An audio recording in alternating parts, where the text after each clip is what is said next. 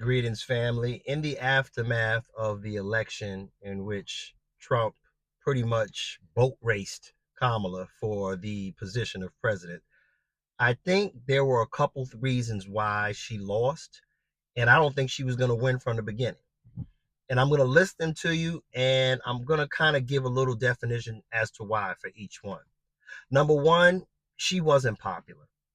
And the presidency is a popularity contest. And in 90 days, I don't think that's enough time for people to go one way or another on you.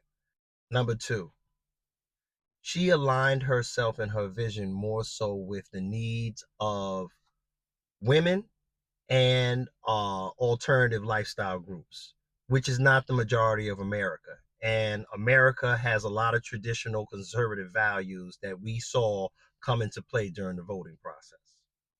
Number three, she did not really take the time to speak to men, especially black men and Latino men. And this showed in the voting percentages. And quiet is kept, most black men voted for her. The numbers show 3 out of 4 black men voted for her. So it wasn't our fault. And number four, as harsh as it may sound, women, particularly white women, stood by their man versus standing with a black woman. And I said this to somebody before. I said, if they didn't vote for Hillary Clinton, they weren't going to vote for her, Kamala. They were definitely not going to vote for her. And it showed in the numbers. All the whole, we want abortions rights, we want this, that, and the third. When push came to shove, more, or should I say the majority of white women stood with Donald Trump, stood with their white man. And that is something that black women should look at when it comes to relationships and being in collaboration with black men, because we wouldn't have had that. And the last thing I'll tell you is this: polls are BS. You can make all these things up. You can ask people in the street what they think. People can say anything to you. But when they go into that booth to fill out those bubbles, they're going to vote their conscience and what they think and what they believe. And they don't have to tell you what they think it is. And that's what happened in this scenario. A lot of people went differently than what they may have told the pollsters and whatnot. I could look around. I'm in New York, and I can tell you right now, the last 4 years, I've seen millions of caravans of trucks with Trump 2024 and American flags. People were excited about this man, to vote for this man. And last but not least, taken away from the traditional family.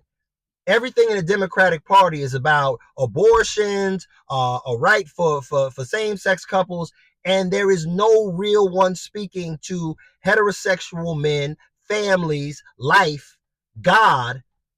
They got away from that in the Blue Party. So, like I said to y'all, there are several reasons that she lost this election, and it had nothing to do with the fact that she was just a black woman. So I want people to stop using that as the reason or the main reason. She wasn't popular. She made her election about Trump rather than what she was going to do and what her vision was. She pandered to women and musicians and alternative lifestyles rather than everybody in traditional families. And last but not least, the polls will lie to you over and over again. What people say to you in the street is not necessarily what they're going to do when they get in that booth. So hopefully the whole autopsy, the whole learning, hopefully the Blue Party can learn what America's really thinking. Because it ain't about some of the stuff that they're doing.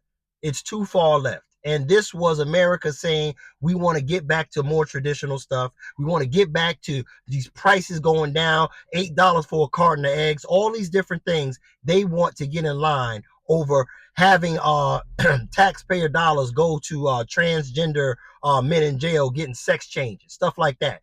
Men ain't interested in that.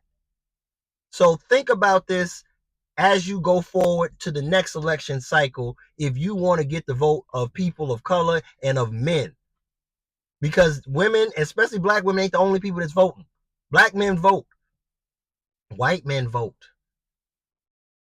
Other races vote. That's what makes America special. It's all different groups, cultures, and creeds coexisting under one nation. And a lot of us got a lot in common that you don't think, but we do. And Meg Thee Stallion ain't it.